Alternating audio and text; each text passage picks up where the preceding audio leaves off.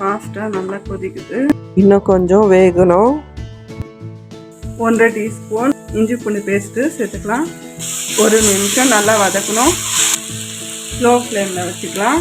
1 teaspoon மிளகாய் தூள் சேர்த்துக்கிறேன். கரம் மசாலா 1/4 டீஸ்பூன், மஞ்சள் தூள் 1/2 டீஸ்பூன், தனியா தூள் 1/2 டீஸ்பூன், பெப்பர் 1/2 டீஸ்பூன், கொத்தமல்லி சேர்த்துக்கலாம். சேர்த்துட்டு 3 செகண்ட் வதக்கணும். இப்போ ஹை ஃப்ளேமில் வச்சுக்கலாம்.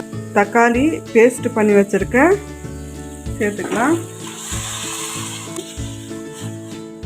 கார்ன்ஃப்ளவர் 1/2 டீஸ்பூன், பச்சை தண்ணி போட்டு மிக்ஸ் பண்ணி வச்சுருக்கேன், இப்போ சேர்த்துக்கலாம். Tomato sauce 3 teaspoon,